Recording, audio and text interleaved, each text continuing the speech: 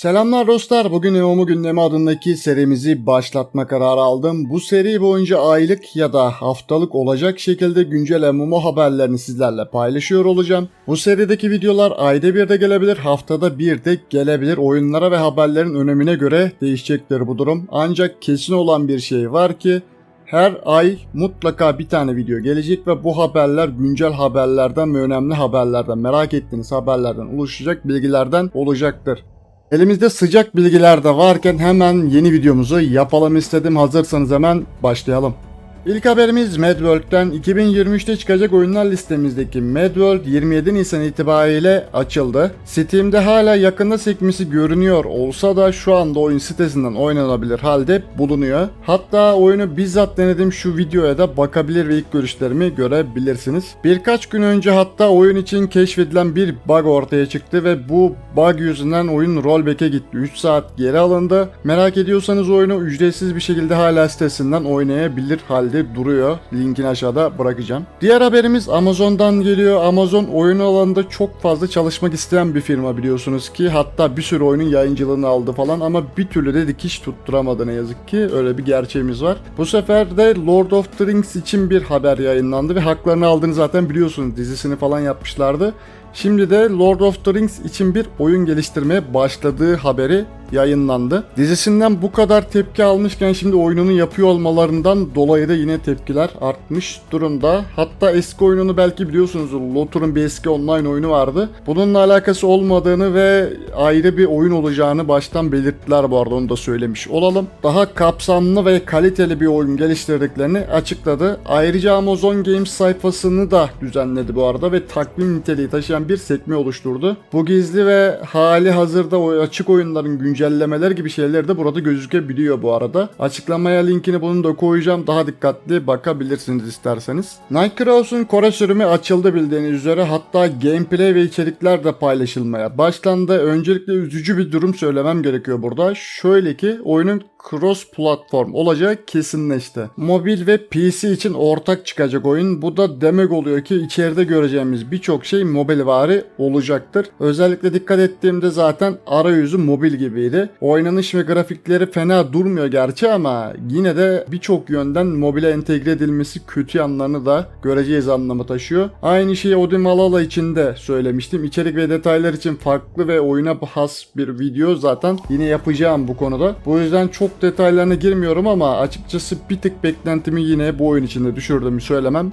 gerekiyor. Perfect New World'un 2 hafta kadar önce bir betası yapıldı bildiğiniz üzere. Listesini yaptığım süreçte hatta alımlar kapanmıştı. Beta'ya katılmamış olsak da hatta NDA dediğimiz yayın yasağı olmasına rağmen oyundan içerikler sızdırıldı. Oyun hakkında görüşlerim bir tık bu doğrultuda oluşmuş olduğunu söylemem gerekiyor. Oyun grafik ve oynanış konusunda gayet başarılı duruyor. Hatta C9 diye bir oyuna benzetmiştim bu oyunu. Aynen oradaki gibi action combat bir sistemle oynuyoruz oyunu ve oldukça da keyifli duruyor açıkçası, onu söylemem gerekiyor. Ancak oyunun optimizasyon ve içerik konusunda ciddi sıkıntıları olduğunu da gördüm. 4000 işte RTX'li sistemlerde bile kasıntılarla boğuştu insanlar ve bu da ne yazık ki sıkıntılı bir durum. Ayrıca çok fazla da bug'la karşılaştırıldı oyun içinde. Oyunun beta'da olduğunu tabi burada belirtmemiz gerekiyor. Sorunlar illaki giderilecektir. Ancak içerik konusunda da çok bir şey göremedim ve zayıf olduğunu düşündürdü bu da bana. Oyunun detayları için yine ayrı bir videoda anlatmayı düşünüyorum bunları. Ön inceleme tarzında yapacağım özel bir videoda yine bunları da anlatacağım. O yüzden beklemede ve takipte kalmayı unutmayın. Bugün itibariyle Tron and Liberty için de bir gameplay videosu paylaşıldı. Beni en üzen gameplay ise sanırım bu video oldu diyebilirim. Zira en beklediğim oyunlardan biri buydu. Eminim ki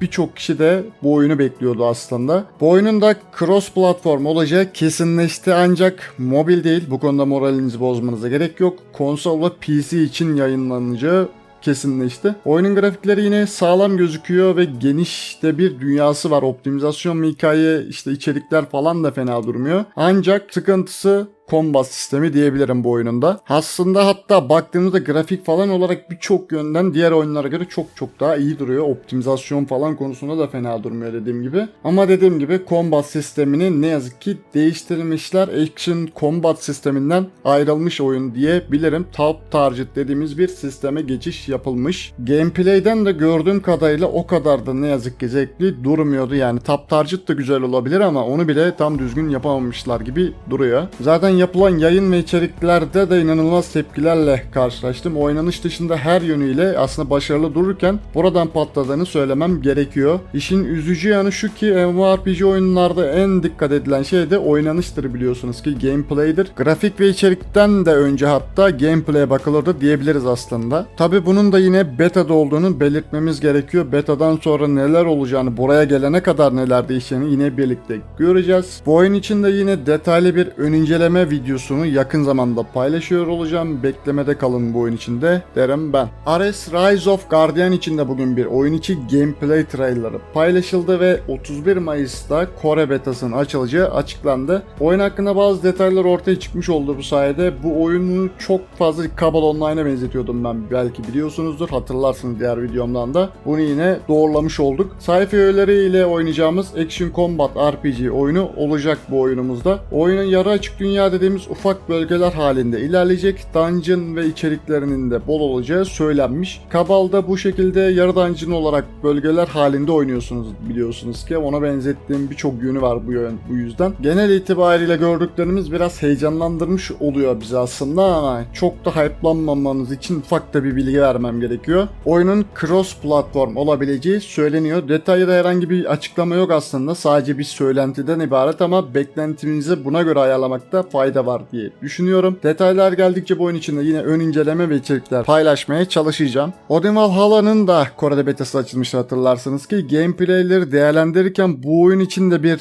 bahsetmem, ufak üzerinden geçmem gerek diye düşündüm. Zira yüksek beklentiyle bakıp mobil cross platform olacağını duyduktan sonra soğuduğum bir oyun olmuştu bu. Genel itibariyle oyun fena durmuyor aslında. Bunu diğer videomda da söylemiştim zaten. Grafik ve oynanış olarak da fena değil. İçerik ve hikaye olarak da başarılı duruyor gibi. Ancak az önce de Nightcrawler için de bahsettiğim gibi oyun mobile çıkıyorsa illaki bir şeyleri sınırlandırmak zorunda kalıyorlar. Bu arayüzü de buna göre ayarlamak zorunda kalıyorlar. Hatta Odin Valhalla'yı direkt olarak mobil üstüne çıkacağı için buna uyarladıkları için mobile daha da böyle entegre olmuş durumda. Bu da gerek grafik gerekse oynanış olarak farklılıklar oluşturacaktır. Bu yüzden ne yazık ki beklentimi düşürdüğüm oyunlardan biri olmuştu kendisi. Özellikle bir videoda yine bunlara da yine değineceğim. Ön inceleme tarzı bir video bu oyun içinde illaki yapacağım, ilerleyen süreçte takip edebilirsiniz bu yüzden. CD Projekt Red'den de bir haberimiz var. Witcher'dan tanıdığımız firmadan güzel bir haber aslında. Firma geçen günlerde bir roadmap yayınladı ve geliştirilecek yeni projeler hakkında bilgiler verdi. Bunlardan bir tanesi de Witcher Serious projesi dediğimiz bir Witcher evreninde geçecek multiplayer oyundan bahsedildi. Bunu benim hatırladığım kadarıyla önce mod olarak düşünmüşlerdi ama belli ki artık projeye ve oyuna dönüştürüleceğini varsayabiliriz. Tam bir MMO olmasa da sevindirici diye paylaşmak istedim bunu da. Sıradaki haberimiz Diablo'dan. 2023 listemize yer vermediğim için biraz tepkiler gelmişti bana. Ancak listeyi yayınladığım sırada oyunun betasını zaten oynadığımız için, hatta videosunu da gameplay kanalımızda yüklü, hatırlarsınız, belki görmüşsünüzdür. Denediğimiz oyunlardan biri olduğu için yer vermemiştim listemizde. Blizzard Diablo için de bir haber verdi. Bu sayede oyunun şu anda hazır olduğunu ve 6 Haziran'da biliyorsunuz açılacaktı ve beklediklerini duyurdu 6 Haziran'ı. Yani oyun şu an itibariyle zaten hazır durumda. Bir aksama olmaksızın 6 Haziran'da oyunun açılacağı artık kesinleşmiş oldu. Zaten kesindi de yine de duyurmuş olayım buradan. Ha, bu arada konuşulan bir de Necromancer sınıfından nerf geldiği haberi paylaşıldı. Betaların bu yüzden olduğunu ve karakterlerin dengelerini de bu sayede sağladıklarını belirttiler ve böylece haberimizi de tamamlamış olduk. Liste videomuzda Nightingale'den de bahsetmiştim. Bu oyunun hatta videomuzda demiştim ki ertelenebilme ihtimali var. Bilgi çok az verilmiş demiştim. Öyle de oldu. Şu anda bu oyun için bir erteleme açıklanmış durumda. Herhangi bir tarih belirtilmedi. Unreal Engine 5'e geçmeleri sebebiyle sürecin uzadığını ve sonraki betanın daha fazla kişiye erişimi açacaklarını söylediler. Bekliyoruz yine bu oyunu da. Beta için özetle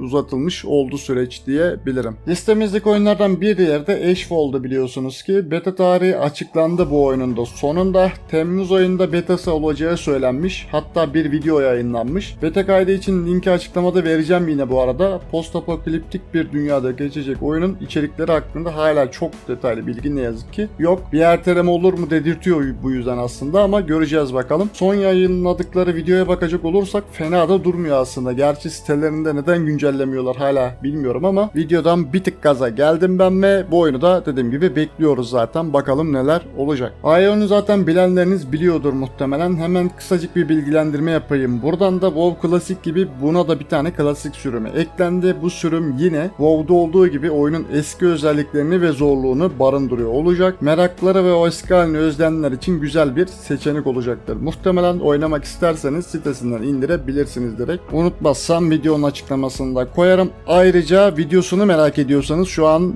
Gameplay kanalımda videosu da bulunmakta. Uzun süredir haberini duymadığınız Fractured yine karmaşanın içinde kaldı. Gamigo'dan ayrılmasından sonra oyunun eski sitesine dönüş sağlanmaya çalışılıyor. Oyuncuların hesaplarını entegre etmeye çalışacaklarmış ve her şey yolunda giderse bu sene içinde betası açılacağı söylendi. Tabi ne zaman açılacağı hala bilinmiyor. Oyunda bir türlü toparlayamadı arkadaş. Ne yapsalar patlıyor, ellerinde kalıyor. Ben anlamadım zaten. İlk oynadığımız ve videosunu çekmiştik bu oyunun bu arada. Hatırlarsınız belki Gameplay kanalımızda videosu var. Hala toparlayamadılar yani, öyle duruyor. Bakalım, bekliyoruz hala biz de neler yapacağız diye, bakacağız göreceğiz. Listemizdeki oyunlardan bir diğeri olan Palia 25 Mayıs'ta teknoloji testi için 2 günlüğüne açık olacak. Sınırlı sayıda alım yapılacağı ve içerik paylaşımının da yasak olacağı şimdiden duyuruldu bu arada. Sitesinden başvuru yapan, sistemi yüksek zaman ayırabilecek kişilerden seçileceğinden bahsedildi. Ayrıca Discord'dan direkt iletişime geçen bazı kişilere de kod verilecekmiş sanıyorum. Ne yazık ki biz bu betayı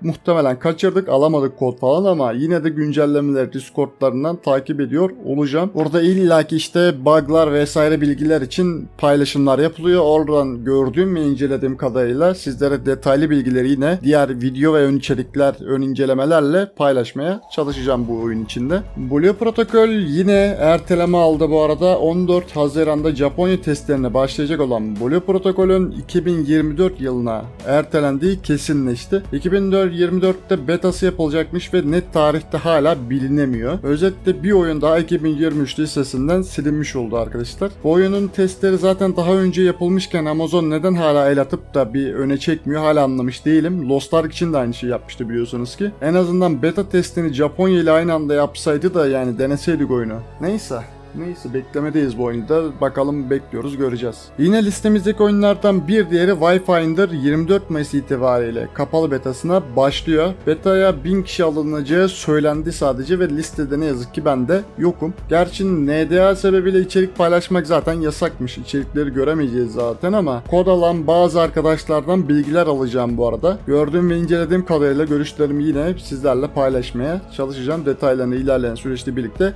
bakacağız. Şu ana kadarki liste çıkacak oyunlardan da ağırlıklı olarak. Şimdi hızlı oyun güncellemelerini yapalım istiyorum. Bazı oyunlardan. Oyunları oynayanlar ya da takip edenler zaten ne olduklarını bildiği için detaylarına çok değinmeyeceğim. Hızlıca güncelleme başlıkları halinde devam ediyor olacağım bu güncelleme kısmında. Genshin 3.7 güncellemesi geliyor ve bu güncelleme ile ticaret mini kart oyunu etkinliği düzenleneceği söylendi. Overwatch 2 PvE bölümü hakkında tartışmaları hala sürüyor. Olacağı ve çıkarılacağı hakkında tartışmalar var biliyorsunuz ki. Diablo Immortal yıl dönümüne özel etkinlik ve yeni klasını tanıttı. Monstrous adında yeni bir klas geleceği söyleniyor. Final Fantasy için The Dark Throne güncellemesi 23 Mayıs'ta çıktı. Yeni görev, eşitlemeler ve bölümler ekliyor. Oyuna bildiğiniz üzere Last Epoch adındaki bir action RPG oyunu yayınlanmıştı, belki biliyorsunuzdur. Bu oyuna yeni bir güncelleme ve kostümizasyon ekleniyor. Hearthstone için bir yama geliyor. Balans ve meta dengelemesi yapılacağı söylendi. Dauntless 4. yılında özel etkinlikleri başlatıyor ve özel boostlar ve ödüller verecek bu